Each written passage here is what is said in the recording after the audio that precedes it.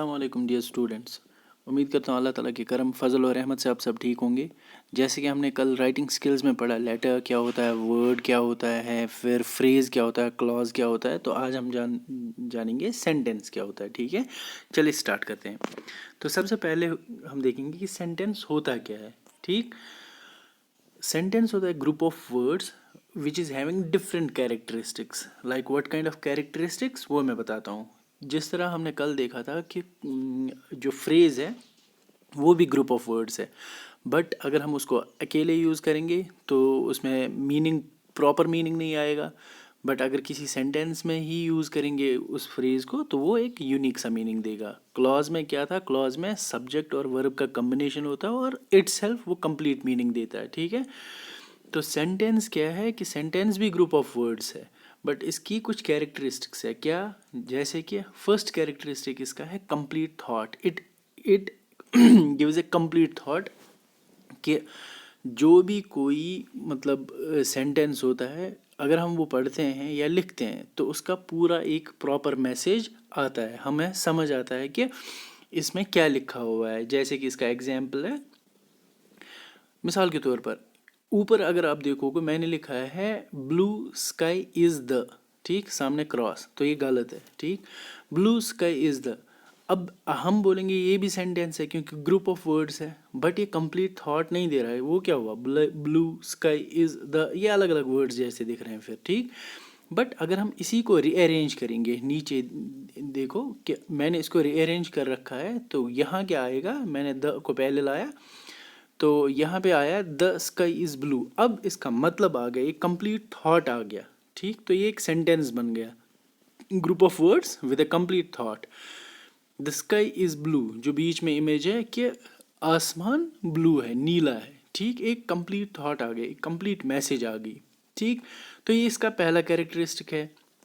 दूसरा कैरेक्टरिस्टिक इसका है subject and a verb combination. इसमें भी आपको सब्जेक्ट भी मिलेगा और वर्ब भी मिलेगा। ये यूजुअली जो भी हमारी इंग्लिश लैंग्वेज है इसमें अगर हमें मैसेज करने हैं तो सब्जेक्ट और वर्ब का कम्बिनेशन आएगा ही आएगा ज़रूर। ठीक, अदरवाइज़ अगर हम वर्ब लिखते हैं तो पूरा समझ ही नहीं आएगा किस चीज़ के बारे में बात हो रही है और क्यों हो रही है।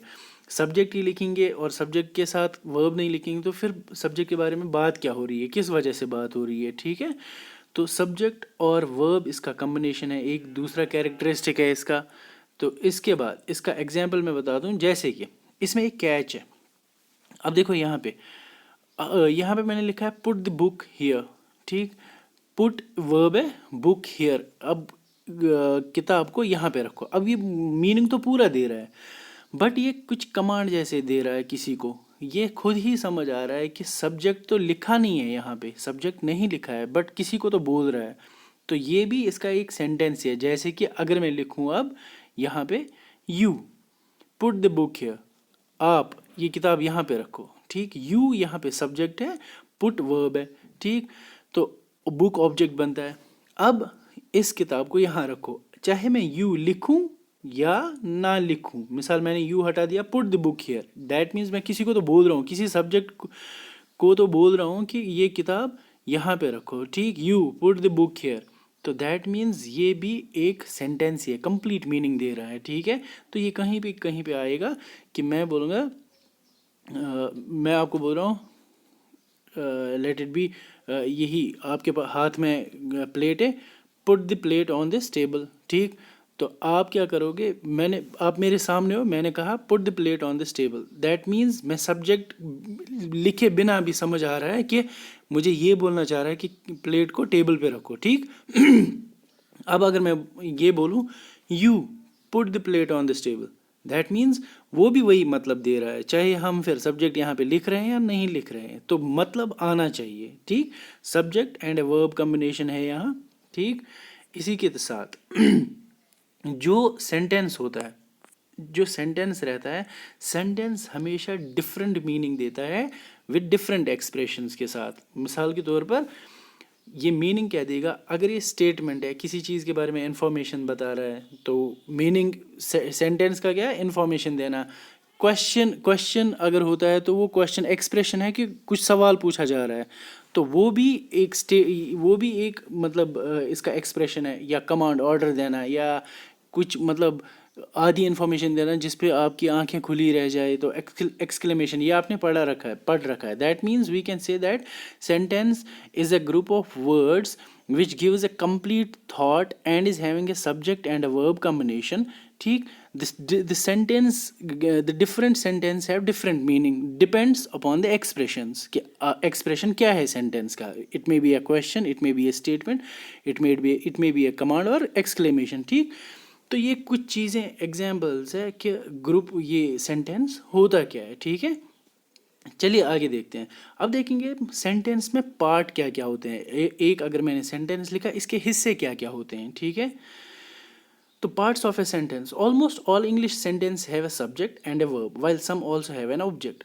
कहते हैं कि जितने भी सेंटेंसेस है इंग्लिश लैंग्वेज में, ठीक, तो उसमें सब्जेक्ट और वर्ब बहुत ही ज़्यादा पाया जाता है, सब्जेक्ट और वर्ब आता ही आता है। But most of the case में क्या है, well some also have an object, किसी किसी में ऑब्जेक्ट भी है। अब जानते हैं ये सब्जेक्ट वर्ब और ये ऑब्जेक्ट होता क्या है। ठीक है, एक सेंटेंस है अब सब्जेक्ट क्या है, सब्जेक्ट मतलब पर्सन और thing that performs an action.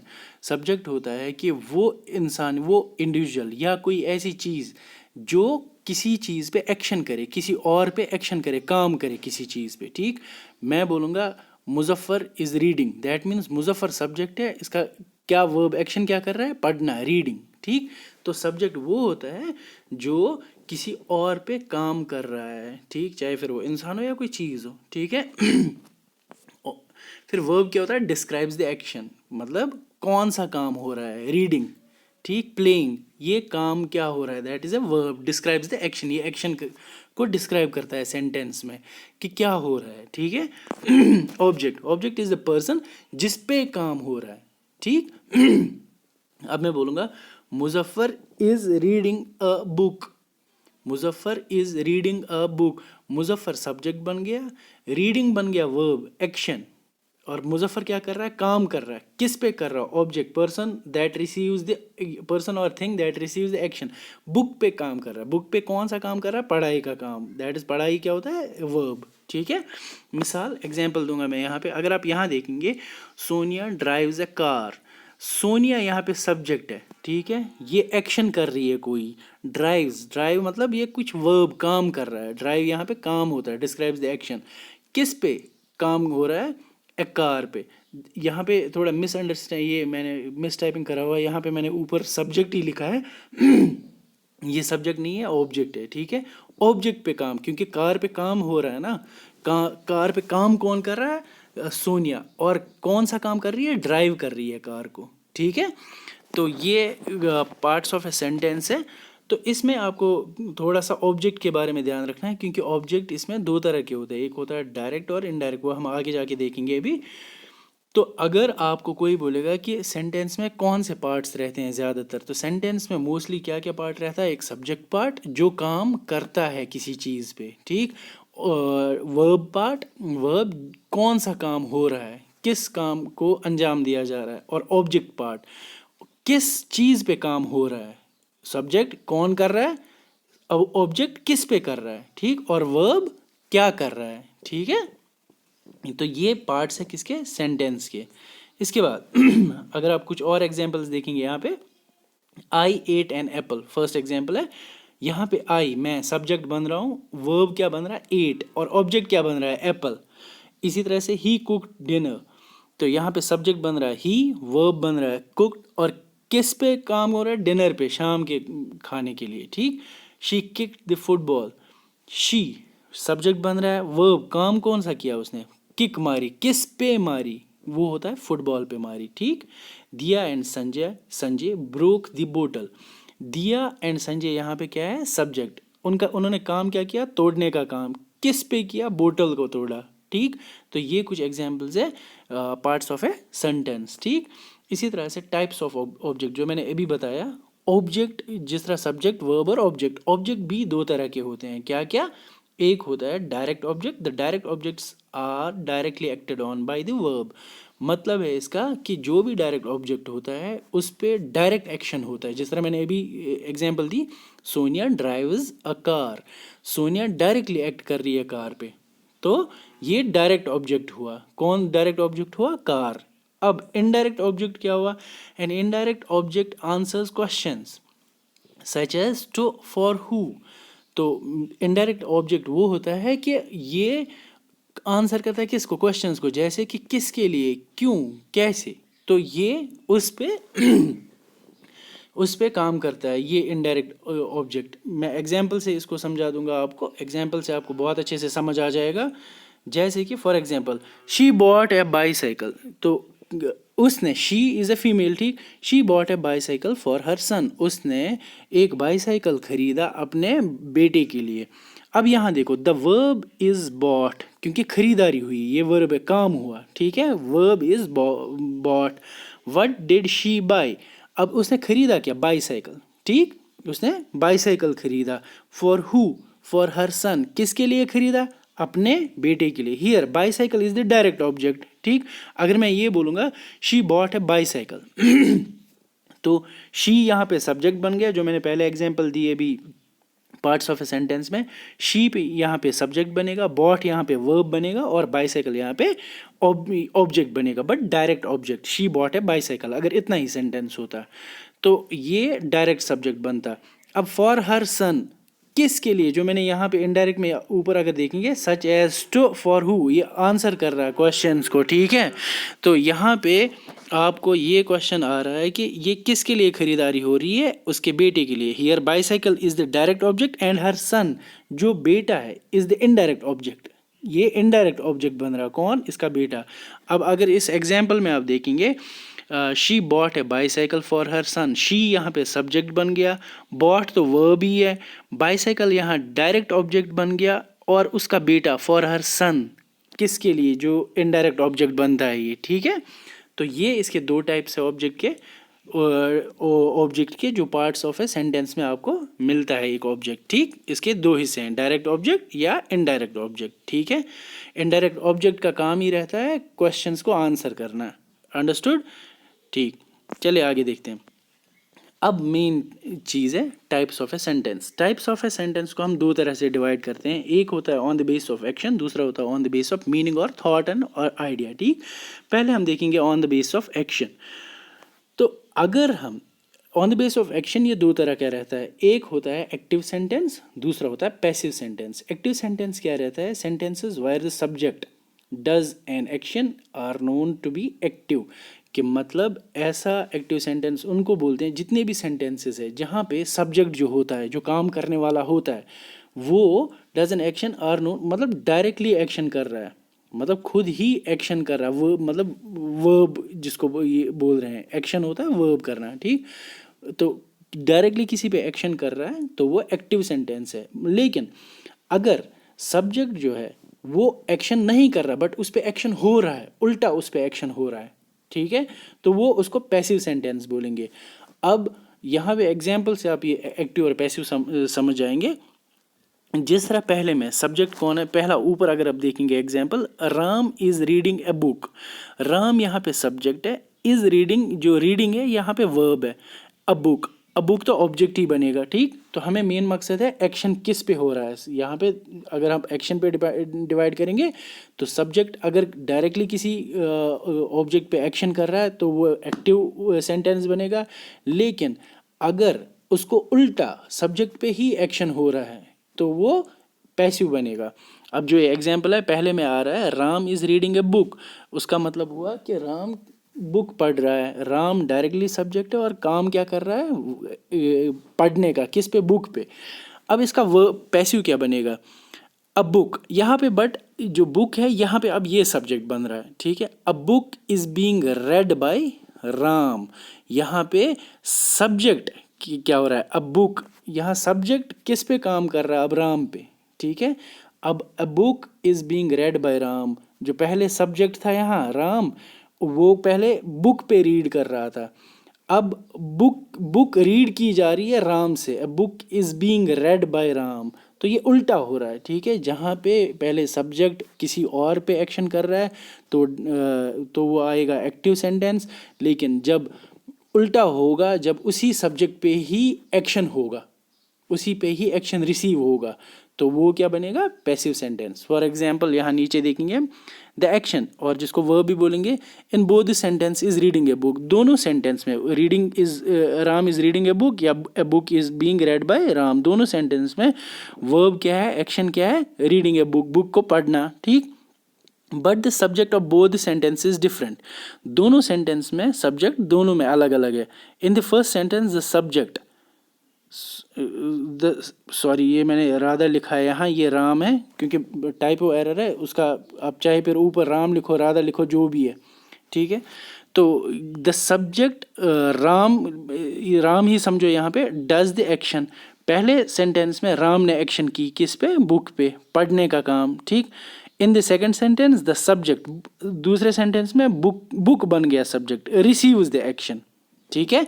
अब ये सब्जेक्ट है, अब इस पे एक्शन रिसीव हो रहा है, book is being red, book subject बन गया, इस पे अब एक्शन रिसीव हो रहा है, क्या, पढ़ने का एक्शन इस पे हो रहा है कि किताब पढ़ी जा रही है, किससे, राम से, ठीक है। रिसीव्स द एक्शन, अब किताब पढ़ी जा रही है, पहले में किताब को कौन पढ़ रहा है, राम किताब को पढ़ रहा है, ठीक। दूसरे में किताब पढ़ी जा रही है राम से, तो ये उसका उल्टा है, सब्जेक्ट पे ही अब एक्शन रिसीव हो रहा है, ठीक है। तो वो पैसिव सेंटेंस में आएगा, ठीक है। होप आपको ये समझ आ गया होगा। अगर कोई दिक्कत होगी तो मुझे आप अलग से फिर इसके लिए क्वेश्चन पूछ सकते हैं, ठीक। तो इसके नेक्स्ट में है दूसरा, on the base of meaning और thought sentence is of following types. अगर हम मीनिंग पे जाएं या थॉट पे, जिस तरह पहले भी मैंने बताया, द डिफरेंट सेंटेंस है different meaning, depends on the expressions, के एक्सप्रेशंस कैसे हैं, कौन से एक्सप्रेशंस है, ठीक। तो उसी बेसिस पे हम सेंटेंस को डिवाइड करते हैं। ये मेन इंपॉर्टेंट टाइप्स है सेंटेंस के, इनको ध्यान रखना है। तो सबसे पहला आता है डिक्लेरेटिव सेंटेंस। डिक्लेरेटिव सेंटेंसेस वो सेंटेंसेस होते हैं जो हमें इंफॉर्मेशन देते हैं। For example, a dog is man's best friend. यहाँ पे इंफॉर्मेशन क्या है कि कुत्ता आदमी का बेस्ट फ्रेंड होता है, ये एक इन्फॉर्मेशन दे रहा है, ठीक है। दूसरा, the sandwich is very tasty. यहाँ पे क्या इन्फॉर्मेशन है कि सैंडविच टेस्टी, यहाँ टेस्ट के बारे में बोला जा रहा है, ठीक, कि सैंडविच बहुत ज़्यादा टेस्टी है। तो टेस्ट के बारे में बताया जा रहा है कि टेस्ट इज समथिंग, इन्फॉर्मेशन दी जा रही है, कौन टेस्टी है, सैंडविच टेस्टी है, ठीक। ऊपर में बेस्ट फ्रेंड कौन है, डॉग मैन्स बेस्ट फ्रेंड है, ठीक है। तो नीचे के थर्ड एग्जांपल है, she is a beautiful girl. यहाँ पे क्या इन्फॉर्मेशन दी जा रही है, ब्यूटीफुल, कि कोई एडजेक्टिव बताया जा रहा है, इन्फॉर्मेशन दे रहे हैं, बहुत ही खूबसूरत लड़की है, कौन, शी, वो, ठीक है, she is a beautiful girl. तो डिक्लेरेटिव सेंटेंस का पहला टाइप है on the base of meaning. तो वो क्या होता है कि कुछ इन्फॉर्मेशन अगर दे रहा है सेंटेंस, किसी चीज़ के बारे में अगर इन्फॉर्मेशन दे रहा है, तो वो क्या हुआ, डिक्लेरेटिव सेंटेंस, ठीक। नेक्स्ट क्या है, इंटरोगेटिव सेंटेंस। इंटरोगेटिव सेंटेंस वो सेंटेंस होते हैं जो क्वेश्चन, जिसमें क्वेश्चन पूछा जाए, जो कुछ क्वेश्चंस के बारे में जिक्र हो रहा हो, जिस तरह where, when, what, how, who, why. तो ये कुछ एग्जांपल्स है इंटरोगेटिव सेंटेंस की। For example, who are you, आप कौन हो, तो क्वेश्चन है, क्वेश्चन मार्क जहाँ लगा। वायर इज़ माई बुक, मेरी किताब कहाँ है। हाउ आर यू, आप कैसे हो, ठीक। तो ये जहाँ पे आपको ये नोट ऑफ इंट्रोगेशन लगता है, तो ये इंटरोगेटिव सेंटेंस ही है, इंटरोगेटिव सेंटेंस है, ठीक। तो अगर कोई आपको पूछेगा कि इंटरोगेटिव सेंटेंस कौन सा है, इंटरोगेटिव सेंटेंसेस वो सेंटेंस है विच आस्क्स ए क्वेश्चन, ठीक, या विच आस्क ए क्वेश्चन, ठीक। तो नेक्स्ट क्या है, इम्पेरेटिव सेंटेंस। इम्पेरेटिव सेंटेंस क्या होता है, वो हमेशा यूजुअली गिव्स कमांड और आस्क फॉर रिक्वेस्ट, या तो कमांड उसमें दी जाती है, जो भी सेंटेंसेस कमांड के होंगे या रिक्वेस्ट के होंगे तो उनको बोलते हैं इम्पेरेटिव सेंटेंस। इसके एंड में जो पहले डिक्लेरेटिव सेंटेंस है उसका एंड खत्म होता है फुल स्टॉप से, जिसको पीरियड भी बोलते हैं। तो नोट ऑफ इंटरोगेशन किससे एंड होता है, क्वेश्चन मार्क, जो आपने देखा होगा, ठीक, जो मैंने आपको दिखाया अभी। इम्पेरेटिव सेंटेंसेस दो तरह से ख़त्म हो जाएंगे, या तो पीरियड जिसको फुल स्टॉप बोलते हैं उससे ख़त्म होगा, या तो एक्सक्लेमेशन साइन, जो इम्पेरेटिव यहाँ पे ऊपर दिया गया है लेफ्ट साइड में और अपर लेफ्ट कॉर्नर तो ये उससे एंड किया जा सकता है। तो इम्पेरेटिव सेंटेंसेस में या तो कमांड होगी या तो रिक्वेस्ट होगी। एग्जाम्पल क्या है, put the key in the drawer. अब ये कमांड दी जा रही है, इस चाबी को ड्रॉर में रखो, ठीक। दूसरा, वेट फॉर मी, एक्सक्लेमेशन, कोई मतलब उससे इसके बाद उसको कुछ और बोलना है, wait for me, exclamation sign, तो ये भी इम्पेरेटिव सेंटेंस ही है, ठीक। तो please leave your footwear outside, full stop दिया गया है। तो यहाँ पे रिक्वेस्ट है, ठीक। आप रिक्वेस्ट कर रहे हो किसी को कि अपने जूते बाहर ही रखो, ठीक। तो दूसरा जो है वेट फॉर मी, ये कमांड दी है, मेरे लिए वेट करो, ठीक। तो नेक्स्ट क्या, ये आपका इम्पेरेटिव सेंटेंस है। फिर नेक्स्ट क्या है, एक्सक्लेमेटरी सेंटेंस। एक्सक्लेमेटरी सेंटेंस कौन से सेंटेंस होते हैं, विच एक्सप्रेसेस स्ट्रॉन्ग इमोशंस और फीलिंग्स, जो आपके इमोशंस और फीलिंग्स को एक्सप्रेस करता है, जिस तरह गुस्सा आपका, बहुत खुशी, या रोना आपका, या बहुत हंसना, ज़ोर ज़ोर से हंसना, तो ये आपकी फीलिंग्स है या इमोशंस है आपके, एक्सप्रेस कर रहे हैं। तो वो एक्सक्लेमेटरी सेंटेंस होते हैं जो ऐसी इमोशंस को एक्सप्रेस करे। For example, that is a huge fish. तो हमेशा एक्सक्लेमेशन जो एक्सक्लेमेटरी सेंटेंस वो हमेशा एंड होते हैं एक्सक्लेमेटरी साइन से, जो दोनों तरफ मैंने दिया हुआ एक वन की तरह नीचे डॉट, ठीक। तो ये इसको बोलते हैं एक्सक्लेमेटरी साइन, ठीक, या एक्सक्लेमेशन। अब पहला वाला, that is a huge fish, इसके बाद उसको कुछ और बोलना, दैट मीन्स ये सरप्राइज काइंड ऑफ सरप्राइज हो रहा है, यार इतनी बड़ी मछली, तो ये एक्सक्लेमेशन है साइन। इसके बाद व्हाट ए ब्यूटीफुल डे, मतलब ये एक्सप्रेस, आज कितना खूबसूरत दिन है। इसके बाद ये कुछ और बोलेगा, बट एक्सक्लेमेशन, एक्सप्रेस कर रहा है अपनी फीलिंग्स को, he is such a nice boy, फिर से एक्सप्रेस कर रहा है अपनी फीलिंग्स को, एक्सक्लेमेशन साइन, ठीक। तो हमेशा ये याद रखो, जितने भी फीलिंग्स या इमोशंस के साथ जो भी सेंटेंस आएंगे उसके एंड में एक्सक्लेमेटरी साइन लगेगा, और वो उस सेंटेंस को क्या बोलेंगे हम, एक्सक्लेमेटरी सेंटेंस, ठीक। तो आज हमने क्या पढ़ा इसमें, एक हमने पढ़ा सेंटेंस क्या होता है, ठीक। हमने पढ़ा फिर सेंटेंस के पार्ट्स क्या क्या होते हैं, सब्जेक्ट, वर्ब और ऑब्जेक्ट। फिर हमने देखा कि ऑब्जेक्ट कितने टाइप्स के होते हैं, दो टाइप्स के होते हैं, एक तो डायरेक्ट और दूसरा होता है इनडायरेक्ट। फिर हमने पढ़ा टाइप्स ऑफ सेंटेंसेस क्या होते हैं। पहले टाइप्स ऑफ सेंटेंस में हमने पढ़ा ऑन द बेसिस ऑफ जो एक्शन है इसका। पहला होता है एक्टिव सेंटेंस, दूसरा होता है पैसिव सेंटेंस। एक्टिव सेंटेंस वो सेंटेंस होता है जिसमें सब्जेक्ट किसी चीज़ पे काम कर रहा हो, जो एक्शन दे रहा हो। और पैसिव सेंटेंस वो होता है जिसमें सब्जेक्ट पे एक्शन हो रहा होगा, ठीक। सब्जेक्ट पे ही एक्शन हो रहा होगा, उसमें एग्जांपल मैंने दिखा दी। फिर on the basis of meaning और थॉट, सेंटेंस को डिवाइड किया गया 4 कैटेगरीज में। पहला क्या हमने पढ़ा इसमें पहले हमने पढ़ा इसमें जो डिक्लेरेटिव सेंटेंस है, जो इन्फॉर्मेशन देगा आपको।